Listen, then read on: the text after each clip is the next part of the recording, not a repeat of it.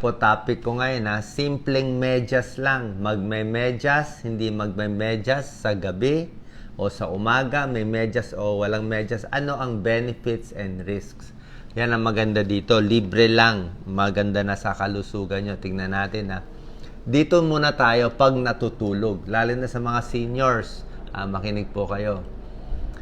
Pag nakasuot ng medyas, pag natutulog, simpleng medyas lang, actually, sabi nila, makakatulong sa hot flashes kung menopause ka na. Pag menopause kasi, masama yung pakiramdam, mainit, hot flashes. So, pag may socks, mas komportable, mas relax. Sabi nga, nakakababa pa ng core temperature. Siguro mas cool ang pakiramdam. Number 2, may taong malamig ang paa at malamig ang kamay. Di ba? Tawag dyan, Raynaud's syndrome. Sumisikip yung mga ugat dito sa kamay at sa pakita mo, ang lamig-lamig, minsan nagbo-blue pa. So, pag ganyan ang problema nyo, mas maganda nga, naka-gloves, naka-socks. Lalo na yung mga may arthritis, nilalamig, di ba? Pwede yan, naka-socks. So, maganda yan sa gabi. Binibigay ko muna yung benefits, mamaya naman yung disadvantage. Better sex kung may medyas. Actually, tunay po siya, hindi siya fake news. May 2005 study, pinag-aralan nila yung mga mag-asawa na pag nagtatalik ay may medyas, mas madaming orgasm kumpara sa walang medyas. Bakit? Siguro nakaka-turn off kung masyadong malamig yung paa, di ba? Malamig yung paa o malamig. O medyo siguro, hindi nila alam bakit, pero nakaka-contribute daw to better sex. More studies needed. Number 4, syempre, pag may socks ka, mas protected yung feet mo sa gabi, di ba? Mas basa, mas moisturizer, hindi magda-dry, naka-moisturize. Sa mga diabetic, di ba? Pag diabetic, ayaw mo nakapaa. Dapat nakachinelas. Hindi lang socks, nakachinelas pag diabetic. Kasi kung nakapaa ka, manhid ang paa mo, pag nasugat ang paa ng diabetic, pwede hindi maghilom. Kaya tansyahin nyo. Isang disadvantage naman ng socks, sasabihin ko na rin, para sa seniors, baka madulas din naman kayo. Baka madulas. So, may pros and cons. Kaya ako nga, ginagawa ko sa gabi, pwede nakachinelas, mas maganda. Kung gusto mo nga, ako nga, yung mga lumang rubber shoes, ginagawa ko parang chinelas sa gabi para mas stable. Tsaka may konting ilaw. Okay? So, anong klaseng socks ang maganda? Isuot yung cotton. Yan. Huwag yung polyester or nylon na hindi magandang pakiramdam. So, depende po sa inyo. Lalo na kung malamig ang lugar, maganda yung socks. Lalo na kung arthritis, may edad, masarap yung may socks. Ano naman ang disadvantage kung may socks? Okay? Huwag lang sobrang sikip. Ayaw mo naman socks na sobrang sikip. Pero bihira lang naman yan sobrang sikip. Yung compression stockings na ginagamit ko, usually sa umaga lang yan. Sa mga may varicose, may manas sa umaga, na compression socks. Sa gabi, hindi mo na sinusuot yan. Hindi mo na kailangan.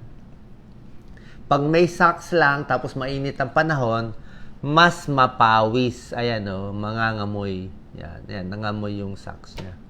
O pwede rin mag-alipunga. Actually, pros and cons, depende. May socks na pawisan, pwede mag-alipunga. Hugasan mo lang lagi. Pero kung wala kang socks din, expose yung paa mo, pwede rin naman alipunga. Kasi madumi nga pag walang pag no socks, siyempre pwede ka masugat. Diba? Pwede rin masugat, skin infection. Okay.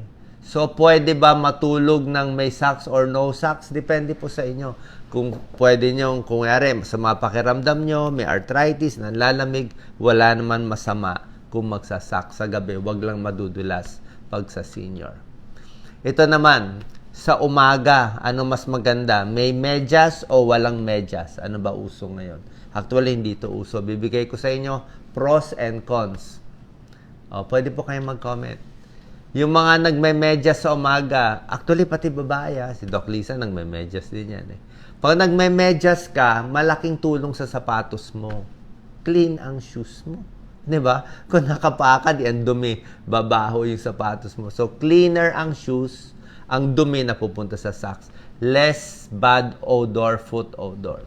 Makakatipid ka sa sapatos. Hindi masisira agad. May socks ka kasi. Ang feet mo, mas maganda, mas moisturize, mas makinis. Nakatakip eh. Di ba? Nakatakip siya. Okay? Less injury. May socks ka eh. So, hindi gano'ng gagasgas dito sa kanto-kanto. Ako nga, gusto kong socks yung makapal eh. Yung sport socks ang binibili ko. Mas malaki lang konti ang shoes ko, ang rubber shoes ko. Pero sport socks. Less injury, less blister. Yung mga kalyo-kalyo, mas mawawala. Yan. Keep feet warm. Lalo na kung mainit na panahon. At syempre sa mga babae, mas maputi ang paa mo. Diba? Pag naglalakad ka, naka-tsinela sa araw, maarawan, makita mo, nangingitim yung paa. So, hindi rin. So, magdaming advantage pag naka-socks. Okay? Tingnan naman natin yung kabilang banda. Ano naman reason, advantage ng no socks? Yung mga ayaw mag-socks. Yun na nga. Pag no socks, hindi gano'ng papawisan. Open air, mahangin. Let your feet breathe. Pwede naman eh. Di hanginan mo yung paa mo. Pag mainit ang panahon, siyempre, kailangan babaho lang eh. Pero, di manipis na lang yung socks mo. Avoid sleeping. May mga tao kasi gusto talaga nakapaa. Actually, mas healthy naman dapat yung nakapaa. Kaya lang, ngayon kasi mamaya mabubog, masugat tayo. More foot movement, may tulong din naman. So, siguro, nasa sa inyo naman. Kung may athlete's foot na misa siguro no socks or with socks. Okay? So, yan po. Nasa sa inyo, pero para sa akin, mukhang maraming advantage yung socks. Maglalaba lang more o minsan pag yung umaga, mabaho na yung sa paa, mabaho na yung medyas, di magpalit na lang tayo ulit sa gabi para laging presko. Sana nakatulong tong video. Simpleng tip na libre din para sa inyo. God bless po.